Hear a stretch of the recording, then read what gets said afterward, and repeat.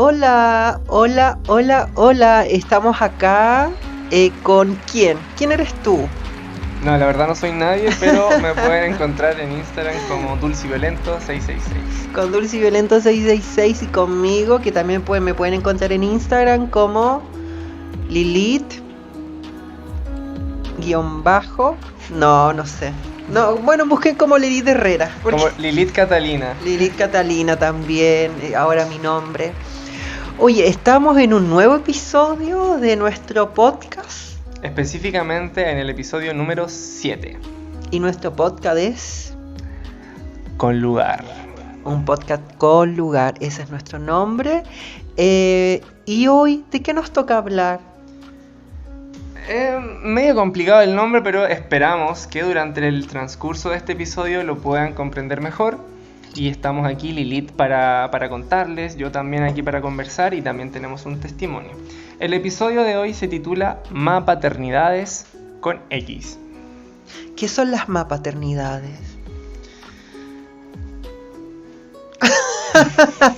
Y yo como haciendo preguntas. De una. Preguntas tipo, ¿qué es el alma?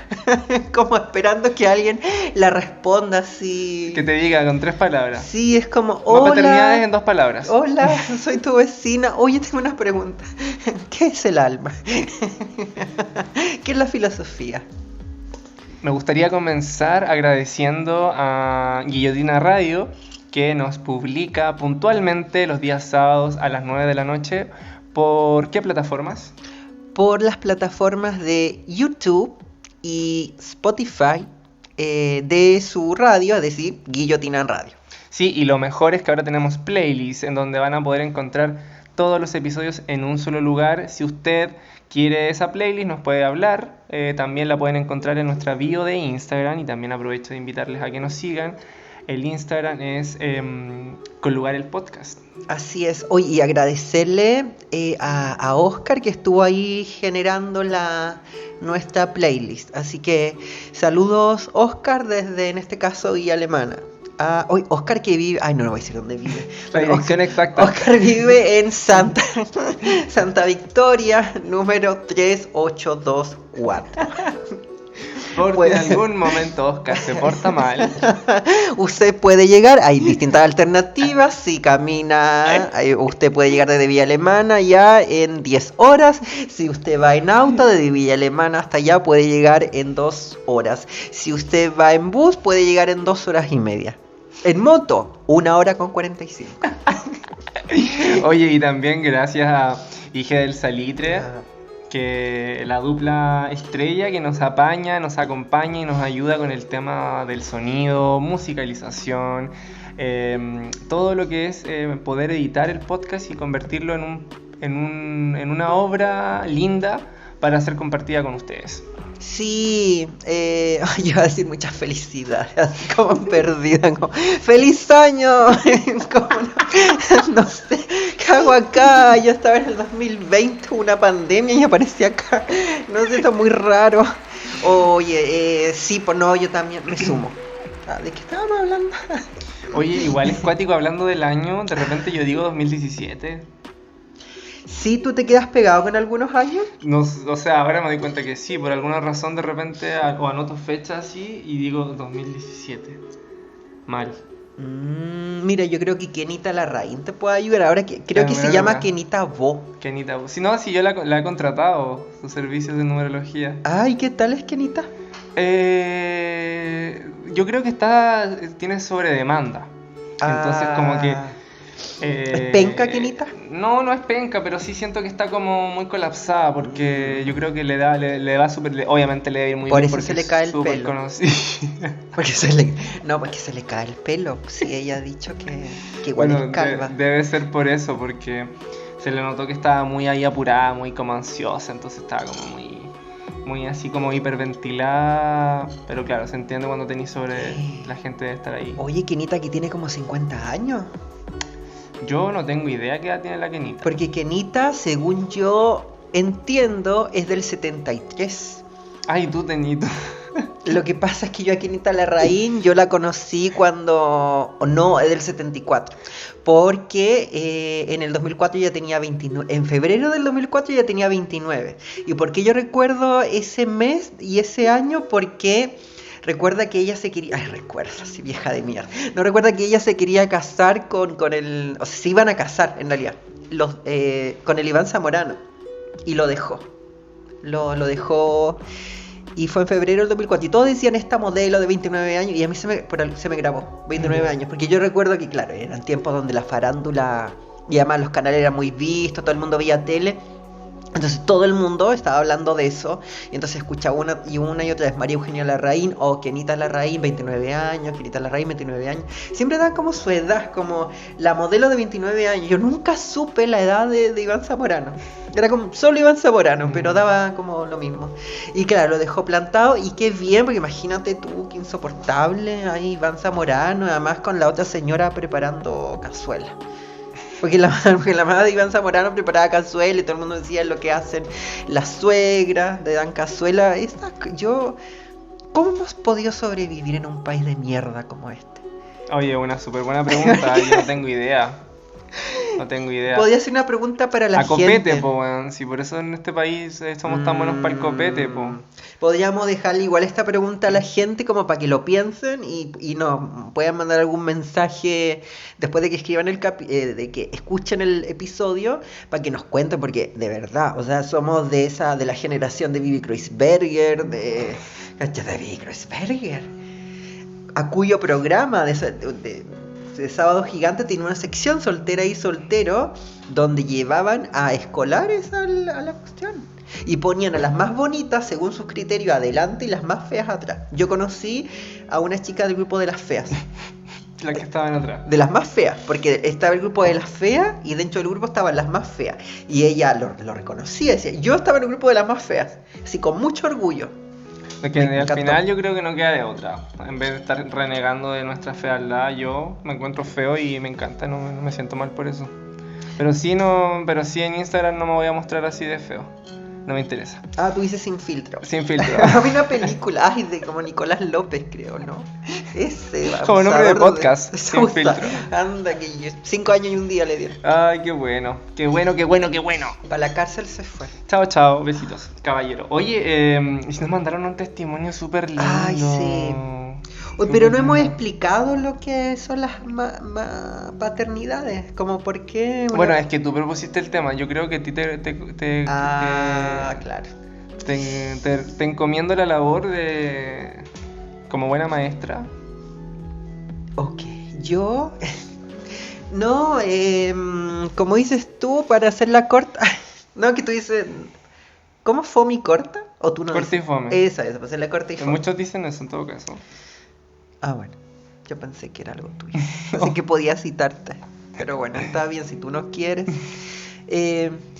Nada, que yo recuerdo que escuché como una vez, no escuché, lo vi escrito. La palabra, ¿cómo se pronuncia? Saternidades, externidades, llevaba una X en vez de una M o una P, como para decir maternidades o paternidades, llevaba una X. Entonces no sabía cómo pronunciarlo, porque era como saternidades o saternidades o chaternidades, no sabía. Y ese fue como el primer impacto, me golpeó. Y luego pregunté qué significaba. ¿En Google? No, porque se dio en el contexto de un encuentro como feminista y apareció esa palabra. Y pregunté y ahí me explicaron, pues que hacía relación a estas existencias, identidades, personas, seres que crían o educan o acompañan procesos que no están dentro de los géneros binarios. No, o sea, no es ni uno ni lo otro. O que a su vez, como que su propia maternidad o paternidad no esté dentro de ese paradigma de lo binario. O sea, una tiene muy claro que existe madre, o sea, eso nos han enseñado, madre, que además es alguien además con una cierta genitalidad, y el padre también con una cierta genitalidad, y todos y los dos además performando de una forma muy específica la madre y el padre.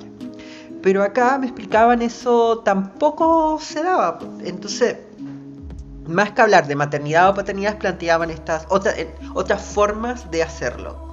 Y además, como digo, entonces también tenía que ver con el sujeto de esa acción. Que, por ejemplo, para explicarlo en simple, con un ejemplo. Una persona travesti, si alguien tuviera que pensarla, le pensaría, o pensarlo, porque hay gente que igual habla en femenino o masculino, dependiendo de... ¿qué diría? Travesti, ¿le vemos como madre o padre? O sea, si tuviéramos que ponerlo en esos términos binarios. Y claro, pues complejo, pues, porque... O sea, para mí no, para mí es lo que me diga que es, pero entiendo que para, en general, las personas, porque todavía hay o sea, estamos fundamentalmente constituidos por esta cuestión binaria, claro, pues alguna lo tomará por el lado biologicista, particularmente la genitalidad, y dirá, ya, pero ¿qué tiene entre las piernas? Básicamente. De acuerdo a lo que tenga, va a ser madre o padre. Otros dirán, pero, bueno, me dijo que se trata en femenino, supongo que madre. No sé, hay muchas formas de acercarse, pero independientemente de las maneras y las aproximaciones que se tengan, es un tema bien profundo, pues bien complejo, porque creo que tiene muchas capas. Porque además me parece que va de la mano con algo que una persona no binaria que conozco me explicaba el otro día, cuando yo le manifestaba abiertamente mi reciente interés de tal vez convertirme en una especie de chadre, como con X. Y esta persona me hablaba de que en realidad el rol, o sea, la sociedad le hacía ver que era una ella, y que por lo tanto ella era una madre, ella una persona no binaria. Y esta persona me decía, bueno, que no era una ella, claramente, y además que no le interesaba esos roles de madre o padre, que en realidad ni siquiera esto con X, sino plantearlo en términos como de acompañar nomás, del cuidado. El cuidado, cuidar. Mira, eso. Justo eso que tú mencionas me parece interesante. O sea, esto que estamos conversando a mí me parece necesario de conversar y me parece útil de plantearlo. Y algunas personas dirán, ¿y por qué ya empezar a cuestionar si mamá, papá da lo mismo? ¿Y por qué? Yo siento que es necesario que se generen estas conversaciones porque hay un rol que está sobrevalorado. Y además de estar sobrevalorado, está idealizado. Por lo tanto, hay una cantidad de energía que cada ser humano, por distintas razones, ponemos en esos roles, que además como sociedad se ponen esos roles que no solamente nos afecta a cada persona individualmente, sino que también a quien se le carga ese rol, y también, por supuesto, como sociedad. Y que es el rol de la madre, el rol de la maternidad. Es un rol que se repite y se repite como, no, es que es muy importante el rol de la madre, es muy importante la mamá en la vida de un hijo, o sea, y claramente eso lleva un montón de cuestiones machistas que vienen acompañando eso, como por ejemplo el hecho de que el papá falló, bueno, el papá falló, una lástima, ¿cierto? Le dedicamos una canción y listo, pero la mamá falló, bueno, la odiamos, la repudiamos, maldita, perra, ¿cachai? Y más encima especismo en el insulto. Entonces hay mucho ahí en el tema del rol de la madre que siento que empezar a crear, hablar, reflexionar sobre otros roles distintos al de la madre ayuda a alivianar esa carga, que no solamente nos ponemos entre nosotros, porque imagínate, si tú o yo o cualquiera tenemos esa idea de que el rol de la madre es sumamente importante y esa persona falla, o sea, algo en tu mente se entiende, chuta, este rol era sumamente importante en mi vida, construye un montón de cosas, por lo tanto este rol falló, está algo fallado dentro de mí, algo está mal dentro de mí. Entonces, y también obviamente para la persona que está cumpliendo ese rol. Y el poder alivianar esto también siento que nos relaja, nos distiende y nos permite abrirnos a otras posibilidades. Y justamente lo que tú dices, como que me parece sumamente interesante entender el rol como de cuidador, cuidadora, cuidadore o simplemente acompañante. Acompañante, ¿cierto? Estoy acompañando a una guagua, ¿cachai? Estoy acompañando a un niño, a una niña o un niño en su proceso. Estoy cuidando ese proceso, estoy guiando ese proceso, estoy dogmatizando ese proceso, estoy cristianizando ese proceso, estoy adoctrinando ese proceso. Como tiene que ser. Y entrenando ese ser sí, que obviamente tiene que hacerse cargo de mí cuando yo sea viejo. Y tiene que cumplir metas. Sí, ojalá. Y ojalá que elija su rol. Me da lo mismo si es hombre, mujer o no binario, pero que lo elija y que no ande cambiando de rol a mitad del camino. No, niñito hombre no binario, niñita mujer no binaria. Todo el mundo sabe eso. Hay cosas que corresponden y cosas que no corresponden. Sí, tampoco tanta locura. No, sí, un poquito hay límite, hay un respeto también. No, cambios pero en orden, como dijo Mirko Macari. Sí, a propósito de lo que tú decías, esta misma persona me comentaba a su vez que claro, era viste como madre, por lo tanto se le enjuiciaba, pero hasta el hartazgo, porque de partida no vive con su hija.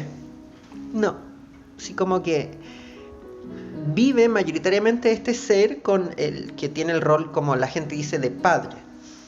Entonces ese ya era un tema, porque a ver, espérate un poco, o sea, las cosas no pasan así, tú tienes que estar, porque eres mujer, claro, me dice que eres no binaria, pero niña, es una moda, va a pasar, tú eres mujer, o sea, tienes una genitalidad, naciste mujer, pariste, eres madre, ¿cómo no vas a vivir con tu hija? Entonces, recibe golpes por todos los flancos posibles. Porque no se le reconoce su identidad, no se le respeta su autodeterminación, tampoco se respeta su decisión, y además que es una decisión que toman como pareja. No consideran tampoco los sentires de esa criatura a la que le llamarán hija, hijo, hije, y me pasa que además esta conversación creo que la damos en un momento súper interesante. Porque a propósito de la nueva, si tenemos una nueva constitución, dependiendo del resultado del plebiscito, se ha empezado a hablar, pues claro, de reconocer a las niñeces como sujetos de derecho. Claro, con todos los límites que puedan haber, pero es súper importante porque ya desde el Ministerio de Educación, apareció este asunto de las formas en las que se recomienda tratar a alguien, sobre todo en los contextos educativos. O sea, ya no más, hola niños. Es buenas tardes, buenos días, hola niños, niñas, niñas. Porque cada categoría implica vivencias específicas. Y entonces, ¿qué cosa más importante? Yo me agarré con un caballero ayer en un día muy particular, me agarré con un hombre, para variar, en el metro, porque mira, lo aguanté. Yo de acá, si tomo metro desde Villa Alemana hasta Valparaíso, ayer iba a Valparaíso, son unos 40-45 minutos. Yo a ese hombre lo aguanté hasta Viña, es decir, que lo aguanté por lo menos media hora, hablando, ridiculizando este tema de la E. Que tontera, que no era necesario, que la RAI, en fin, media hora por lo menos. Y llegó un momento donde simplemente yo lo miré y le dije, lo que sucede es que usted está diciendo esto en un lugar público. Aquí habemos distintas sensibilidades. Usted no tiene idea si lo que está diciendo nos afecta, si a mí particularmente me afecta. Porque yo sé que si usted me ve ahora a mí acá con la mascarilla y con mi vestidito y toda la cosa, usted dice, y con el pelo largo y toda la cosa, usted dice yo soy mujer. Pero no, pues fíjese, soy travesti. Y yo necesito usar la E. Porque tiene que ver con una cuestión de existencia. Y además la lengua muta. Si la lengua es viva, va cambiando. ¿O usted quiere seguir hablando en latín? Dije tantas cosas. Y el hombre me miraba, medio que se sonreía. Y fue mucho.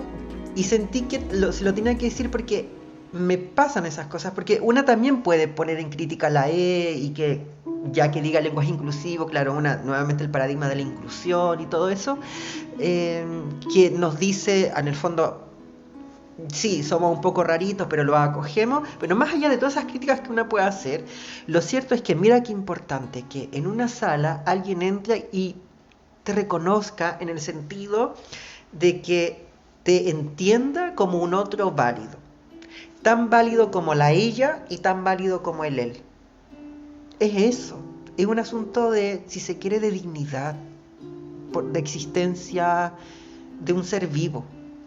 Como también va a alejarlo simplemente de lo humano. Es decirle al otro que notas que existe. Que puedes estar de acuerdo o no con la forma en que existe. Eso es otra cosa. Pero al menos darle esa posibilidad de que emerja frente a ti. Eso es muy profundo. Entonces, no es simplemente palabras niñas, no es solamente una palabra que está de moda, porque la gente dice está de moda. Es que hay una necesidad de una población, de ciertos sectores que hemos sido históricamente invisibilizados por este paradigma heterosis, y que cada vez más, no es que seamos más, es que simplemente, o en algunos casos incluso podemos ser más, sino que hay cada vez más una sensibilización. Y eso es súper importante, hacernos más sensibles. Es eso, me gusta mucho pensarme en eso, más allá de las críticas a la Constitución, más allá de toda esa cuestión que creo que son temas aparte. No, mi tema son el tema material, concreto. Yo, como niña de 7 años, un profesor o profesora, entra a la sala y me reconoce mi existencia, yo soy feliz para el resto del semestre, para el resto del año, quizás para el resto de mi vida. Así como, nunca me reconocieron, nunca.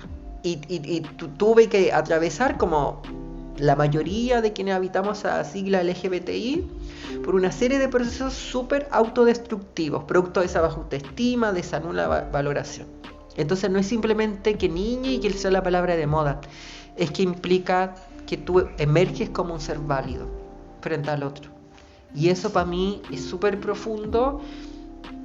Y creo que por eso hablar ahora de más paternidades o fraternidades va en esa misma línea, porque son los tiempos que nos llevan también a hablar de estas cosas, porque está ahí.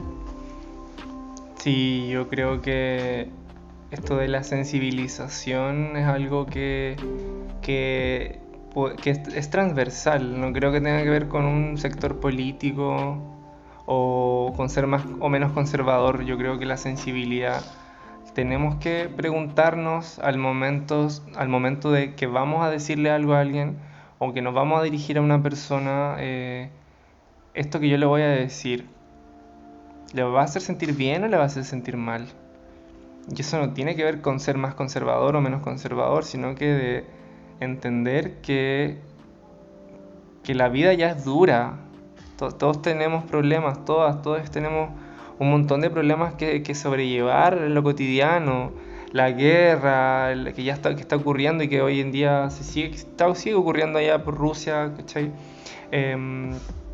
Y acá también el tema que todavía siguen efectos de la pandemia, cuestiones económicas. Entonces, además de eso, sumarle la hostilidad del trato con el otro, yo creo que es innecesario.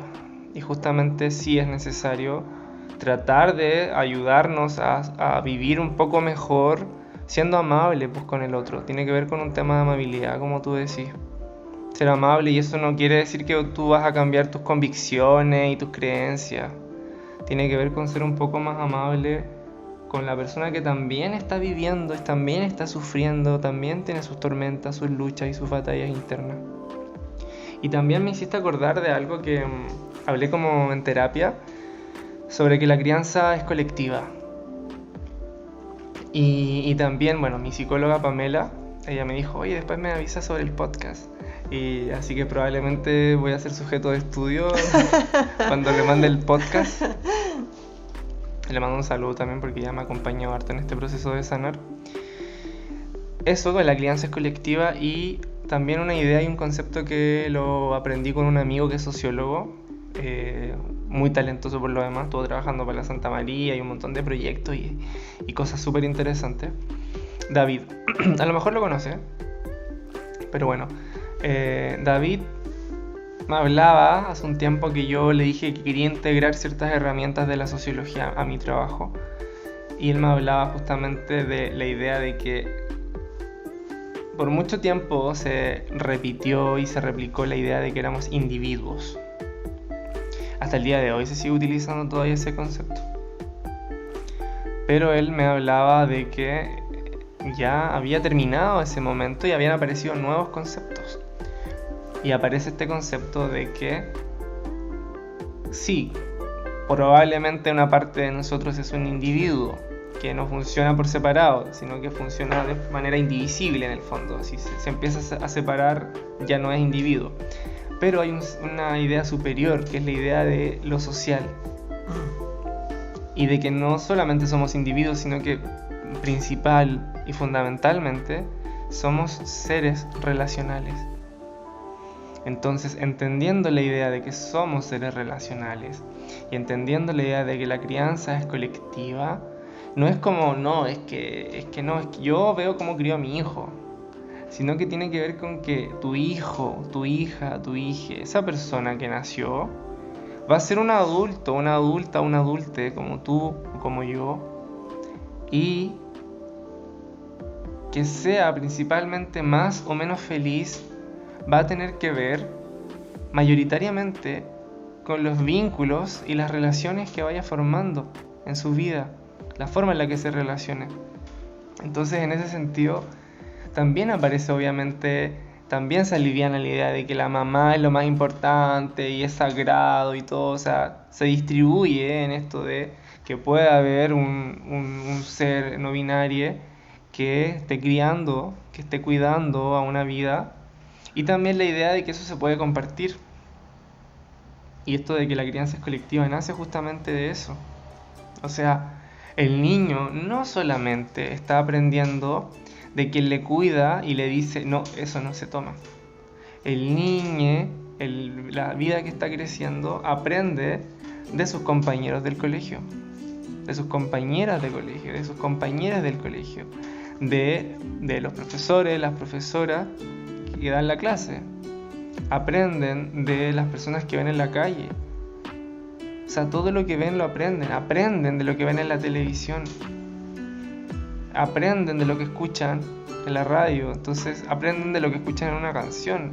Entonces ahí tú te das cuenta de que, claro, en tu mente puedes tener la idea de que no, a mi hijo lo educo yo, pero no es así, es una fantasía. Sí, pienso que eso está súper bueno para rebatir esas posiciones que, claro, tristemente son la mayoría, porque nos han repetido una y otra vez ese tipo de cosas y que de pronto estas consignas de a mis hijos los educo yo, que vienen de escritores no conservadores, sino ultra mega conservadores, ya a un nivel que tú dices esto, el delirio. Saludos para Chiara Barchiesi, mi vecina de Villa Alemana, la que le lanzó una Biblia ardiendo a una manifestante por el aborto, en realidad por el derecho de las personas a decidir abortar o no y hacerlo de manera segura, ya que se aborta igual. Y Chiara le responde lanzándole una Biblia ardiendo a ella y a su amiga, y a ella que le termina generando quemaduras. Esto fue hace unos 2 años, y ahí la tienes como diputada y sacándose fotos con Carlos Vives. Carlos Vives, otro, Shakira diciendo no creo en Carlos Mars. Gente muy conservadora que, claro, el grito en el cielo por Venezuela, que a mí me parece también que está muy horrible lo de Venezuela y Maduro, pero nada frente a lo que hace Estados Unidos, o nada frente a lo que ocurre en Colombia, o nada, bueno, esas cosas que suceden. Bueno, o sea, y nada muy diferente a intentar herir a una persona con fuego en su cara. Claro, pues entonces gente de esa especie. Y yo quería contar que, claro, desde hace un tiempo estoy dándole vuelta a la idea, con mucha fuerza, de cuidar a un ser humano. Porque cuidamos ahora a 2 gatos. Bueno, y nos cuidamos también entre nosotros con la pareja con la que comparto. Pero cuidar a un ser humano, como... Y porque además igual nuestras visiones se parecen en muchos aspectos, pero también difieren en otros. Entonces, porque no es como solo yo que me vaya a hacer cargo del cuidado de ese ser, sino que mi pareja también. Y eso implica un conversar constante. Pero quizás lo que más al principio me hacía ruido es este hecho de que yo no quiero ser una madre. O sea, como yo no quiero llevar la M. Eso me pasa. ¿Y la P? Tampoco, yo no quiero llevar ni la P ni la M. Y me hace sentido la X. Porque creo que, bueno, por distintas cosas, cada vez me convenzo más de que si me he dedicado gran parte de mi vida a hacer todo eso que me dijeron que no tenía que hacer, a tomar las decisiones que me dijeron que no tenía que tomar, a vivir como me dijeron que no tenía que vivir, pues bien, quiero cuidar a un ser como me dijeron que no lo tenía que cuidar. Como, porque yo nunca he estado en el sentido común de esta sociedad que te dice: a mi hijo los cuido yo, o lo educo yo, o mis hijos son mis hijos. Yo también me hace sentido como, claro, eso de la crianza más colectiva, como no sé cómo vaya a sonar esto, tal vez suene muy soberbio, pero a esta altura de mi vida hay cosas que ya no me importan. Me he revolucionado en tantos sentidos de mi existencia que no podría no revolucionarme en este tampoco. Como que no voy a tomar una decisión tan importante para hacer lo que hace el resto en un contexto de este sistema súper opresivo. No estoy dispuesta a configurarme ni como madre ni como padre, y si va a ser chadre, va a ser entonces una X, no solo por mi existencia un poco dudosa de que soy, sino por la forma de hacerlo. De partida, aterrizando todo lo que sucede con esa figura de autoridad. Ahí hay una diferencia importante con mi pareja, y que va a ser un tema al momento de cuidar. Entonces, si yo voy a cuidar, tengo mis condiciones. Pero ahí se agarran de las mechas nomás, po. No, claro. Sí, yo tengo, porque yo hay cosas, a mí esta weá de construir que imperios, que la trascendencia, incluso la descendencia. Si yo no quiero cuidar un ser para que sea mi descendencia, yo quiero cuidar un ser porque la vida me ha llevado por ese camino, ¿no? Porque te juro, yo hasta enero de este año, yo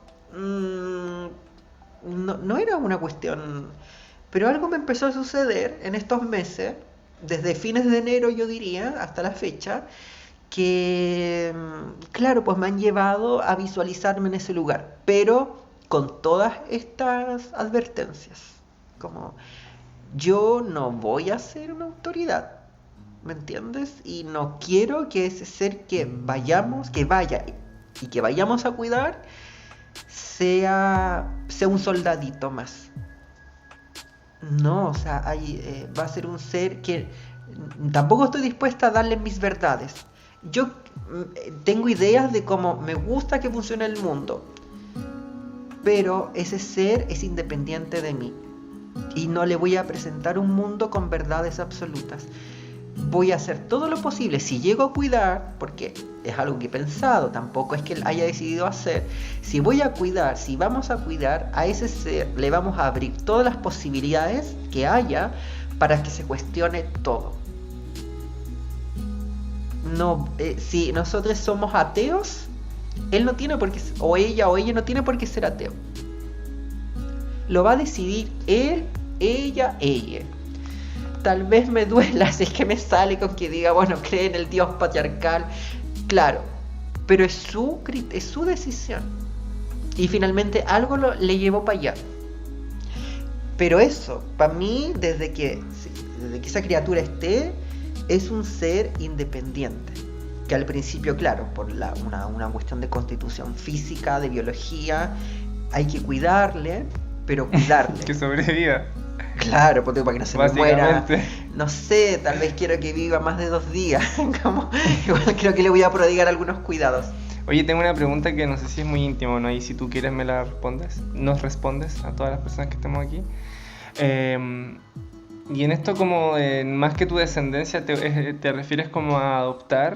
¿O has pensado más como en el tema de un útero externo? O no sé si quieres compartirnos como suponiendo, jugando en esta idea de que eso llegase a pasar. Sí, son 2 opciones. En realidad yo no había pensado como en como alguien que como un tercero en el fondo. Me lo planteó mi pareja. Y claro, yo no había pensado en esa posibilidad. Y sí, también. Pero siempre son cosas a evaluar bien, porque yo sé que también hay todo un debate respecto como de los llamados vientres de alquiler o estas cosas. A mí reconozco que sí me complicaría mucho como un vientre, porque igual es el cuerpo de otro, ¿entiendes? Como estoy dispuesta a pensarlo, pero en ese pensar no está exento de mucha crítica, porque a mí de verdad sentir que en modo alguno voy a usar a un otro, a mí me genera mucho conflicto. Pero estoy abierta a la posibilidad de conversar, eso sí, porque tal vez hay cosas que no estoy viendo. Y bueno, y también, no sé, pues esta cuestión que de repente se habla de hay que traer más niños al mundo, ¿cachai? Es como que igual hay un montón de guaguas que están ahí de claro, meses, como, llámenme. Y tú así, bueno, es que también está en la libertad, no es que yo esté criticando a quienes quieren traer hijos al mundo, pero sí yo lo veo como esa guagua ahí, tú decides, a ver, no, permiso, prefiero a mi guagua. Y hay otra guagua que se queda esperando hasta que a veces algunos crecen y no llega nadie para cuidar. Mira, sí o sí, esa criatura, mi cosita no va a tener. Sí, como si se llega a la situación de, ¿cachai? No va a tener, yo no voy a básicamente mi semen, porque hay que decir que yo produzco semen, no va a tener. No va de mi parte. No, a mí me interesa más, si tú quieres, claro, como el ir al Sename y adoptar. Me interesa más eso.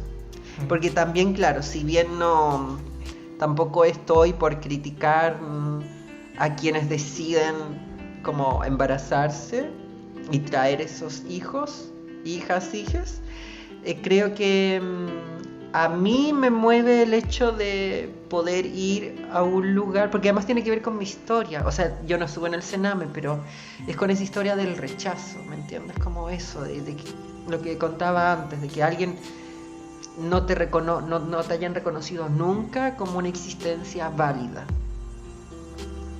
Y yo, en mis momentos más delirantes, he pensado hasta en una exigencia por reparación histórica intergeneracional, ¿cachai? Como, porque han sido muchas las generaciones dañadas y creo que incluso portamos daños de otras generaciones y que de a poco, claro, con estas cosas de que aparecen niñas ahí, de algún modo siento que hay heridas que se tienden a curar hasta cierto punto. Oye, ¿te parece que compartamos el relato? Sí, ¿lo tienes tú? Pero estamos aquí grabando, así que... Entonces yo voy por mi celular. Bueno, mientras tanto, me hiciste acordar esto de las chaternidades, que igual me pasó a mí dos situaciones puntuales que tienen que ver también con esto de sobrevalorar un poco la maternidad en particular. Que estuve, bueno, en un momento en particular de mi vida, dos chicas quedaron embarazadas de mí.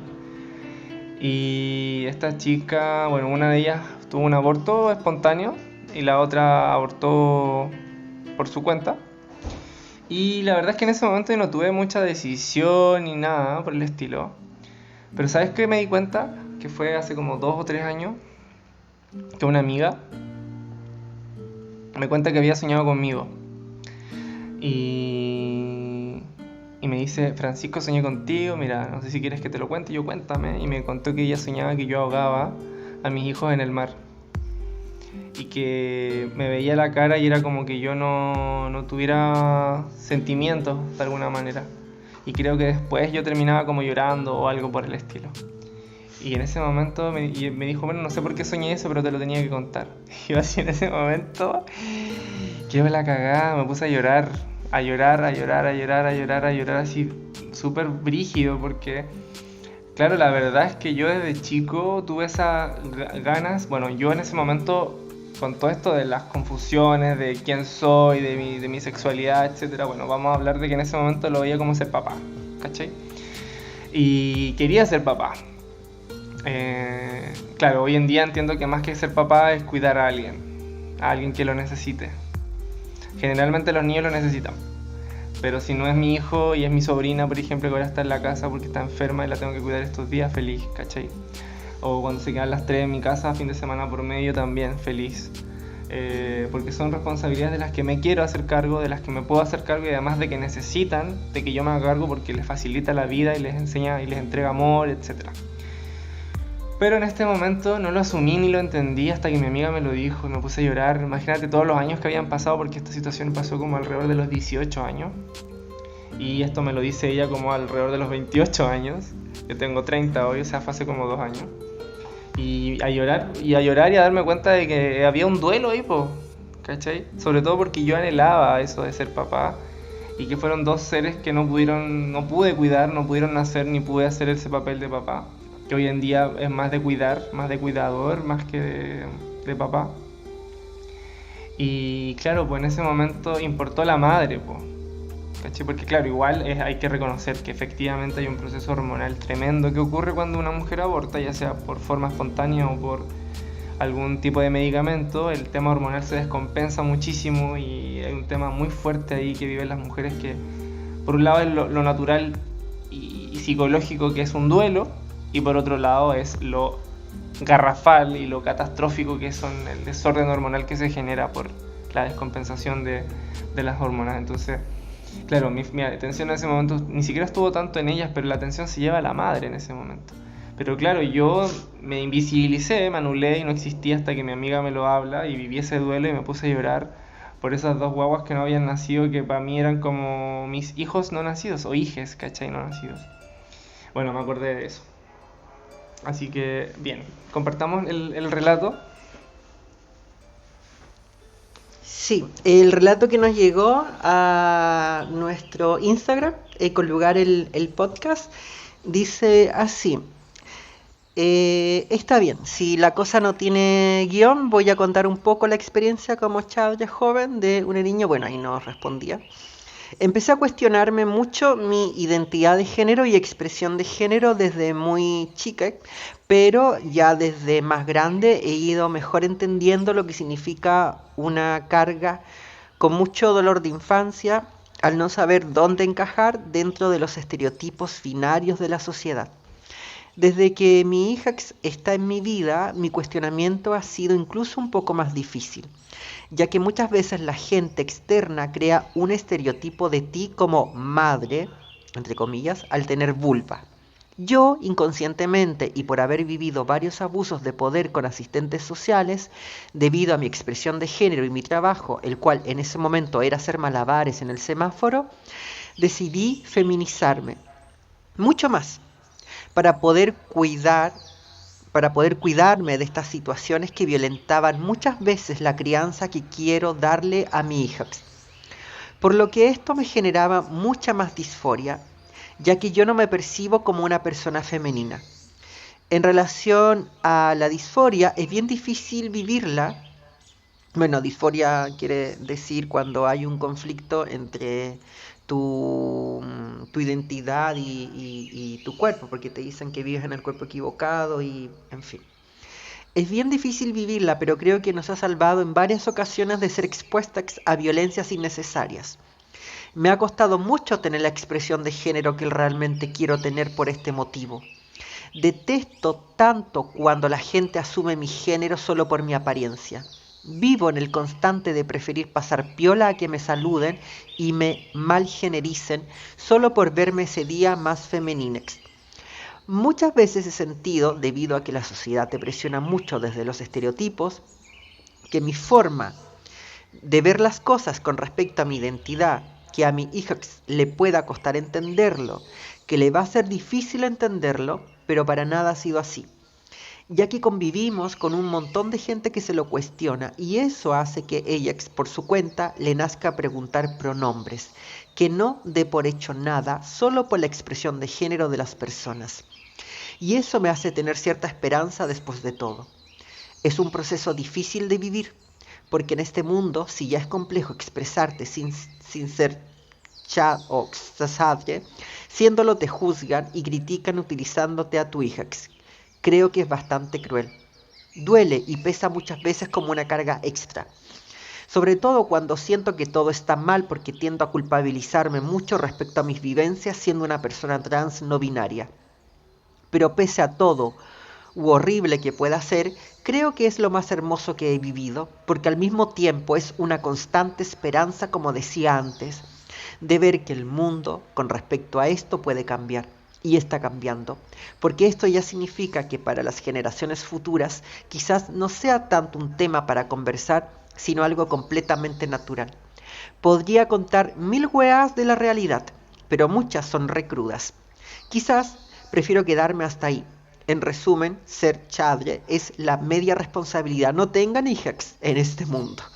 Se ríe. Gracias por dar el espacio, se aprecia un montón que se hable del tema.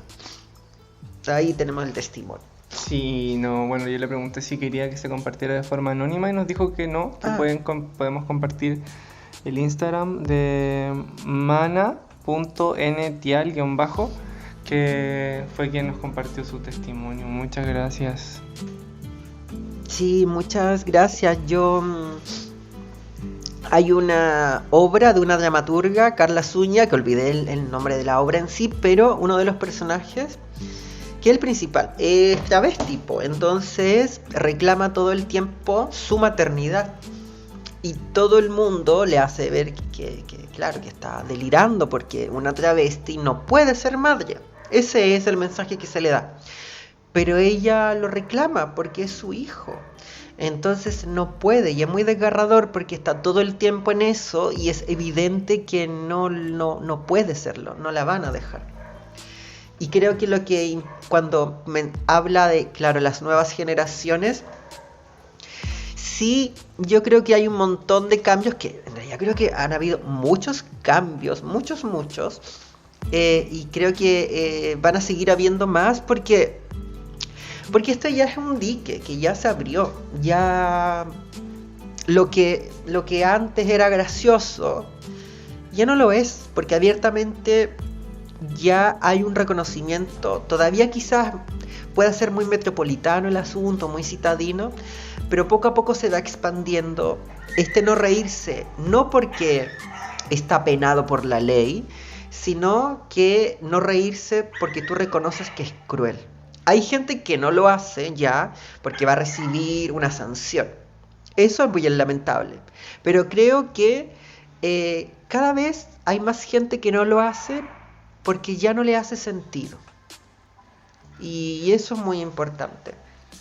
Que ya la gente deje de hacerlo porque le haga sentido no hacerlo. Porque reconozca que puede dañar a un otro. Y que decida no dañar.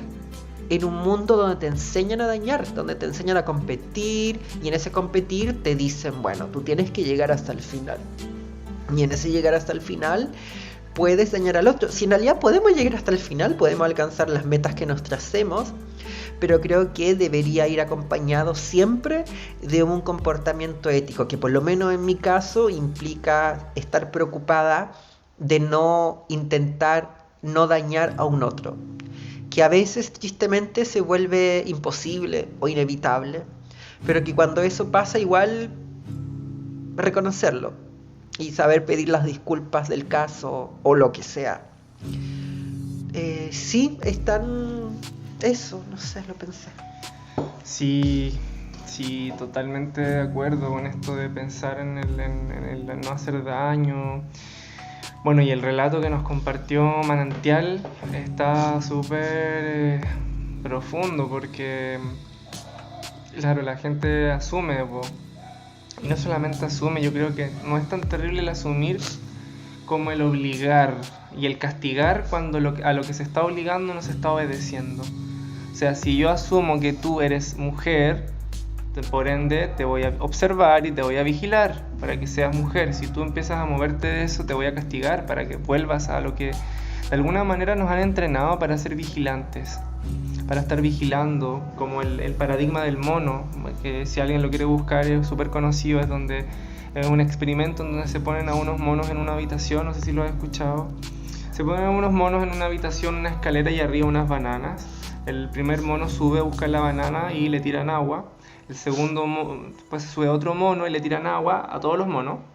Y así sucesivamente hasta que en un momento ya ningún mono quiere subir a buscar la banana porque les van a tirar agua. Entonces todos cuidan de que nadie suba a buscar la banana. Nadie, porque si no les van a tirar agua a todos.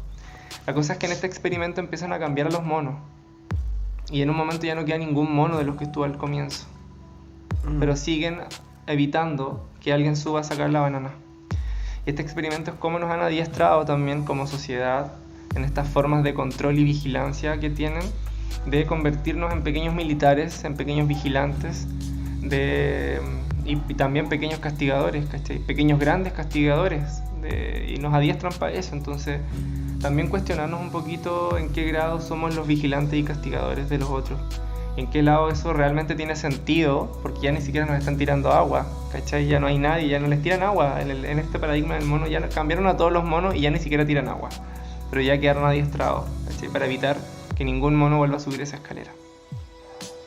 Y también en esto de decir, me acordé de algo que quizás no tenga tanto que ver, pero sí tiene que ver con el tema del doler. Mi mamá el otro día me decía que ella me ama, me respete, que soy su gran cosa. Bueno, hay hartos temas ahí que no son tan relevantes, pero ella me dice, no, yo te respeto, te amo, te admiro y quisiera que tuviéramos una relación de respeto. Y yo me entero que claro, que eso me lo dice de frente y por la espalda le dice a mis sobrinas que el tema de la homosexualidad, el lesbianismo, que así le llaman a las personas muy cristianas, el homosexualismo y el lesbianismo no son de Dios. Entonces, ¿cómo realmente una persona te puede amar y adoctrinar a tus sobrinas para que tus sobrinas primero sientan que hay un Dios grande, poderoso que las vigila, y que además hay que caerle en gracia a ese Dios, y que además cayéndole en gracia a ese Dios no tienes que ser lesbiana, ni ser bisexual, ni ser homosexual?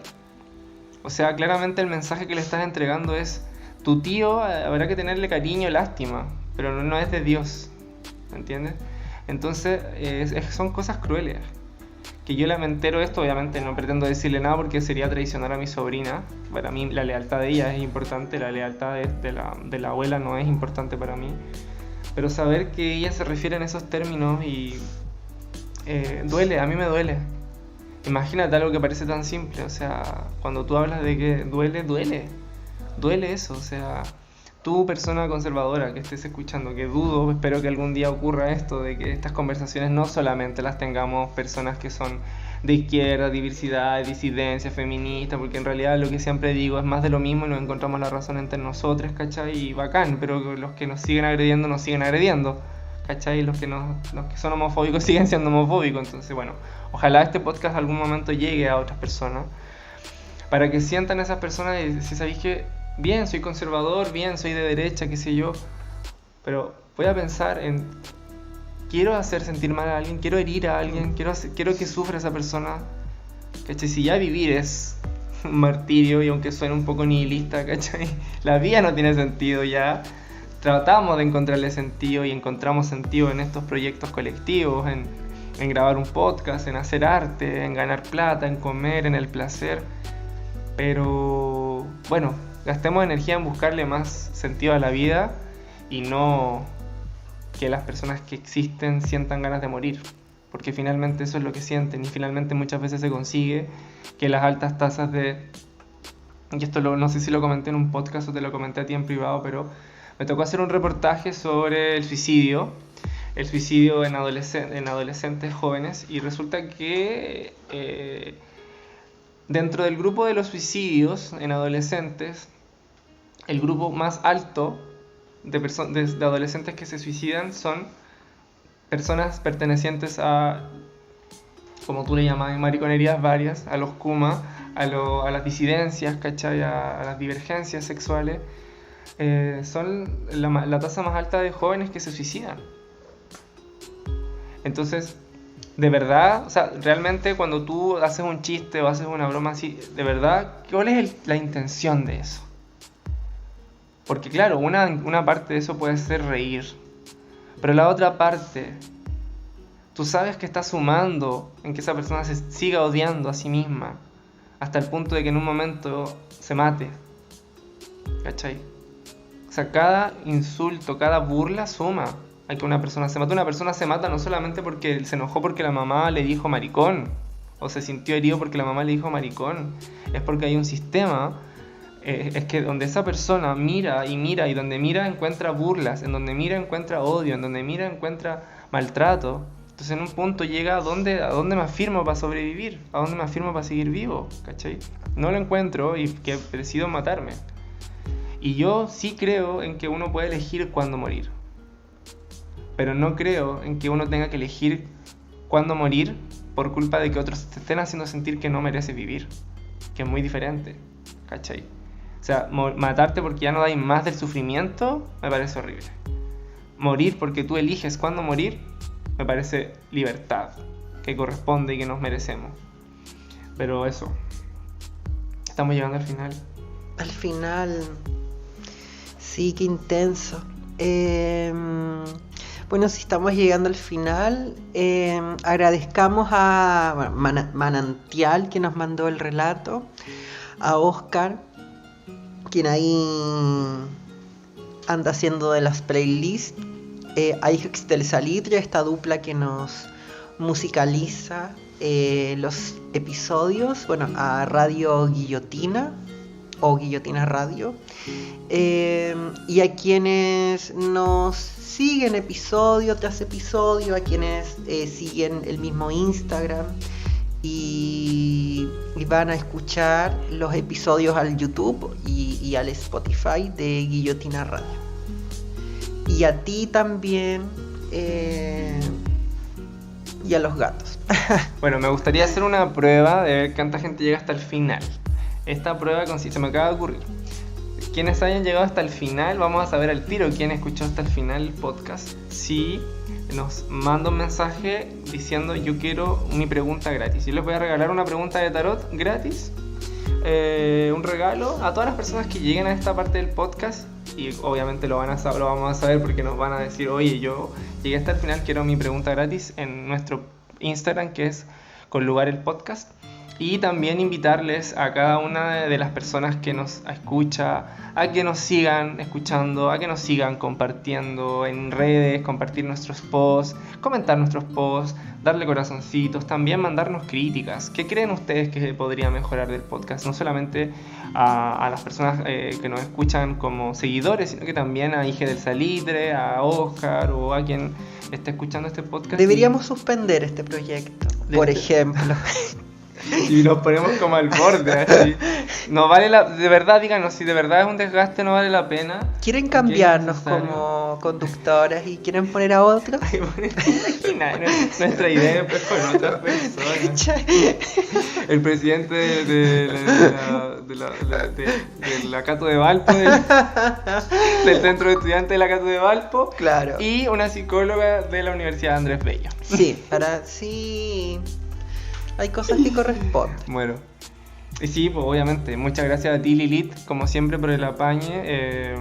Y gracias a todos, porque como siempre hemos hablado con Lilith, esto es un trabajo colectivo. Ustedes son parte con sus mensajes, con sus propuestas. Y me gustaría que participaran más. O sea, me gustaría que fueran mucho más parte. ¿Y cómo pueden ser más parte? Mandando aportes, sugerencias, críticas. Destruyéndonos. Bueno, la terapia me ha ayudado mucho, así que... Sí, a mí también. O sea, yo no estoy en terapia, pero yo vi Pablo Escobar. Y luego he visto las 2 temporadas de Narco y yo voy por la tercera. Que Pablito Escobar, Dios mediante lo tenga en su santa gloria, ha sido lo que le llama a la gente mi coach. Y yo ahora siento yo en este momento soy la patrona. En este momento yo la patrona. Soy la patrona. Bueno, muchas gracias y hasta una próxima oportunidad. Este ha sido otro episodio de tu podcast íntimo y especial Con lugar.